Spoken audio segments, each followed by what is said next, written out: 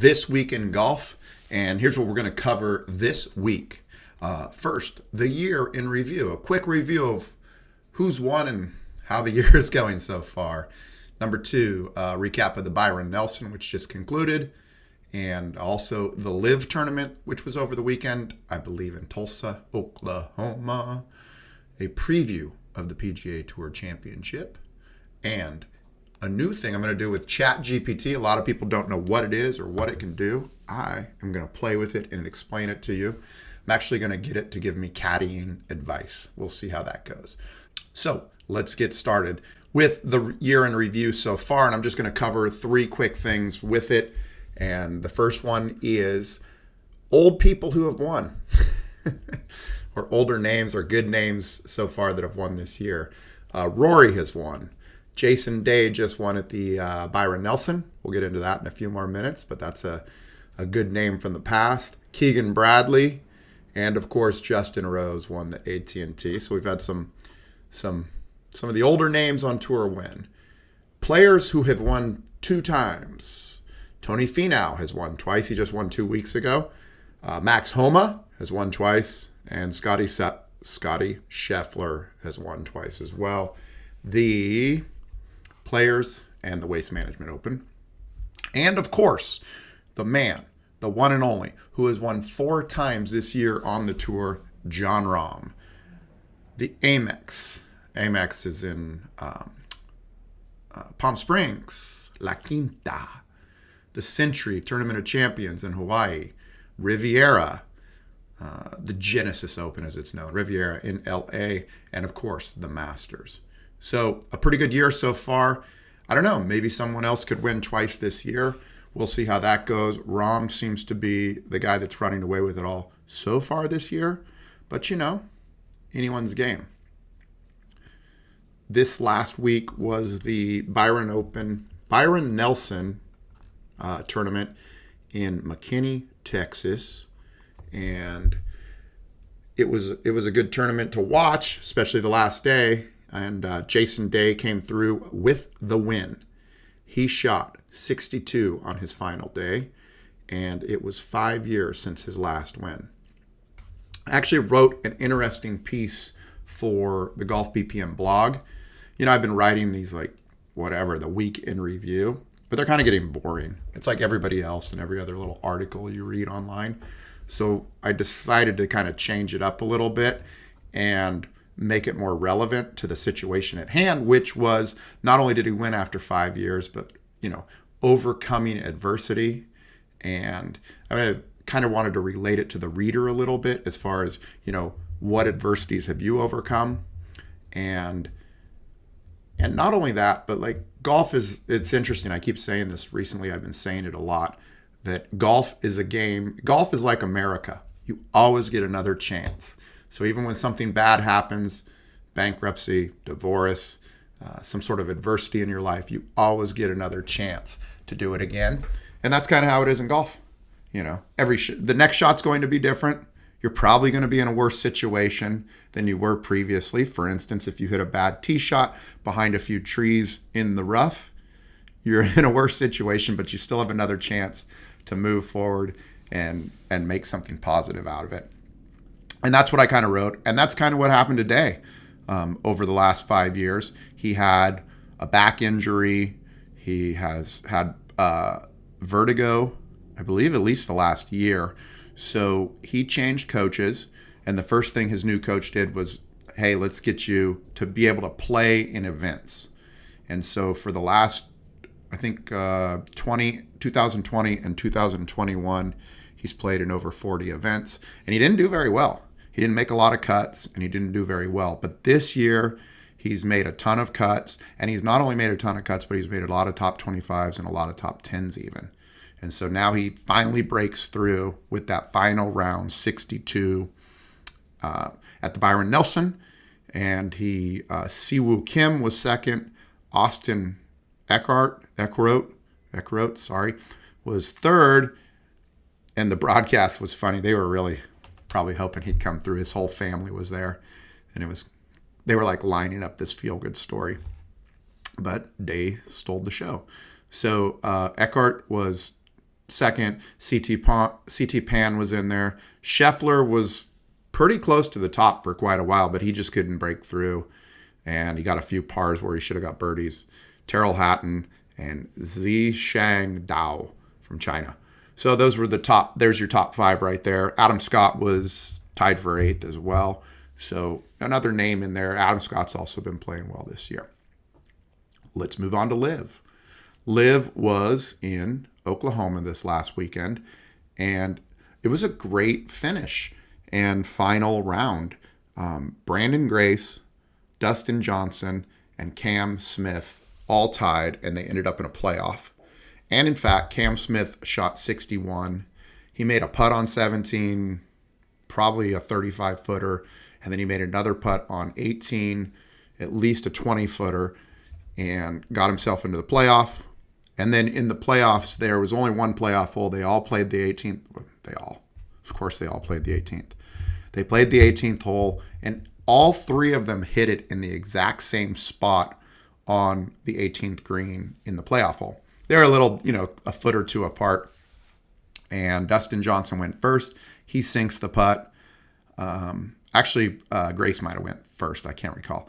But anyways, Dustin Johnson made the putt, and Cam Smith missed it. It was actually the same putt Cam Smith had in regulation. They all kind of were just below the hole, about 20 feet there. But a really good tournament and a good finish as well. And that kind of brings me to my next topic, which is, LIV versus the PGA, or the PGA versus LIV. Not that there's, it kind of seems to be a weekly thing, but that I talk about. But, I just notice these things while I'm watching, and I have these thoughts. So we'll get them out there. The first is that, are there too many stars? Right? Because but a lot of your top players went over to LIV last year.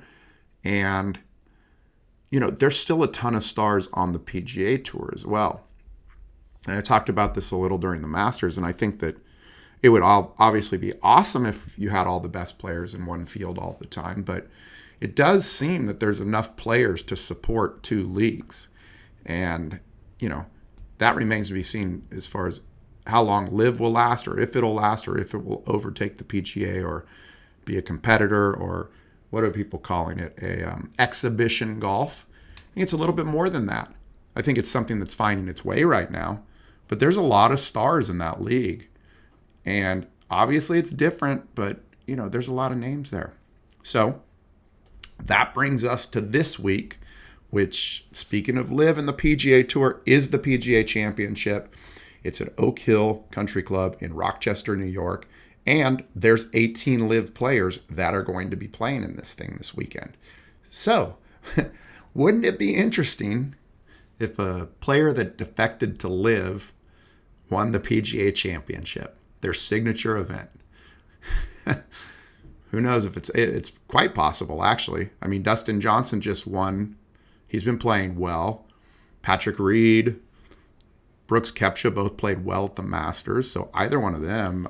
Cam Smith, just got a close second and was putting up a storm last weekend. So any of those guys could make it. And I don't know who hands out the trophy at the end of the PGA Championship to the winner.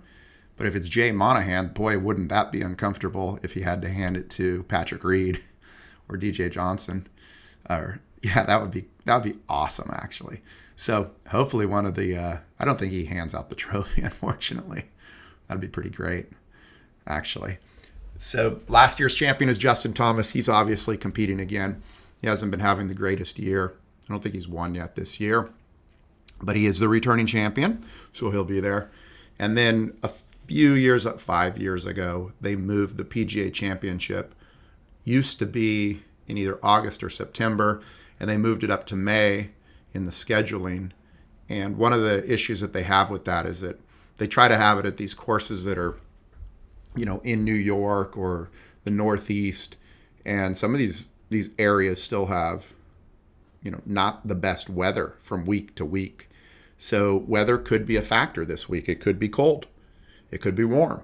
You just don't know. So keep that in mind when you have these players out there. It could be as cold as 40 or 50 degrees, or it could be, up in the 80s. So that will be a factor. The format is there are 20 club professionals who have qualified for the PGA Championship. These are just guys at your local club. I looked at the list, didn't seem there was anybody close by from San Diego, but there's 20 club pros, and then all of the past champions automatically qualify. So let's go through this list, and maybe one of these guys can make the cut, make a little bit of cash. John Daly, Patrick Harrington, Jason Duffner, Davis Love, Phil Mickelson, he just won it a couple of years ago, Martin Keimer, Keegan Bradley, Rory, Jason Day. I guess these Rory, Jason Day, and Keegan they've all won tournaments this year, so they would have qualified anyways. Jimmy Walker, Justin Thomas, Brooks Koepka, Colin Morikawa, Yang Yong-un, Shawn Michael, VJ Singh. Oh, love that swing, VJ Swing. VJ Swing, VJ Singh. VJ Swing, such a nice swing. Okay, so that's the PGA Championship. Let's talk about Chat GPT. A lot of people, I don't know, it's going to take over the world and it's going to kill humans, right? Probably not, based on the prompts I gave it. So I decided, I've had this idea for, they have all these things, they call them an assistant. So what they're saying, a lot of people that are using ChatGPT or have kind of been looking at it are saying, well, it could be very helpful to be an assistant, meaning that if you're a medical professional or a firefighter and you come to a situation, you could have this I will call it a caddy at your side. If something's happening to a person, you could go, what do I do when a person is having this medical emergency? Or what are the steps I need to take to help solve somebody that's having a medical emergency, this current one? And then it'll give you that. So I've been having this idea, what if we had an AI chat GPT assisted caddy? So when you're on the course, you could be like, I'm 30 yards from the pin, I have a downhill chip, and I'm in the rough. What do I need to do? So here's what I did. So I was just trying this out with ChatGPT today. It was like, in golf, so this is the question I asked it. In golf, how do you hit out of a sand trap when the sand is firm? The first time I typed it in, I wrote, when the sand is hard. And it was like, well, when the sand trap is hard or steep. I was like, no, when the sand is firm. So it kind of just gave me a boilerplate response, I feel. Here's the response. And it's, how many are there? There's 8 checkpoints. Assess the lie for firmness. It's quite long. It's like, evaluate the lie in the ball and determine how compacted the sand feels, whether or not, blah, blah, blah. It gives you a lot of extra crap you don't need. It's just like, assess the lie for firmness, number 1. 2, club selection. Choose a club with higher degree. Open the club face. Widen your stance. Position the ball and weight distribution. Swing with an abbreviated follow-through. Accelerate through impact. Follow through and maintain balance. I also asked it, this is a little bit better. How do you play a downhill chip? Again, assess the slope. Select the club. Adjust the stance. Position the ball. Adjust your grip and club face. Control your weight distribution. Let's actually see what this says, because the downhill chip, right? So you want to lean forward and have the angle of your hips and your shoulders face the angle of the hill.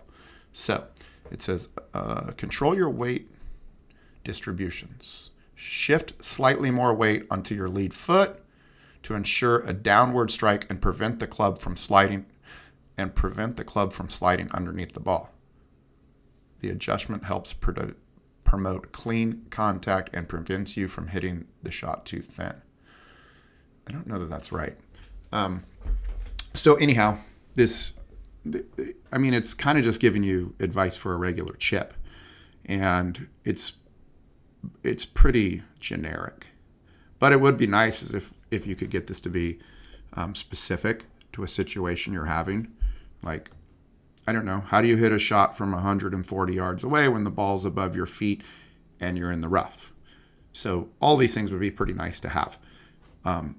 But at least it's something. So that's ChatGPT. And that, my friends, is This Week in Golf. Hey, it's Jeremy Callahan, and thanks for listening to This Week in Golf. Make sure and hit subscribe so you can get all the latest news and analysis from Golf BPM.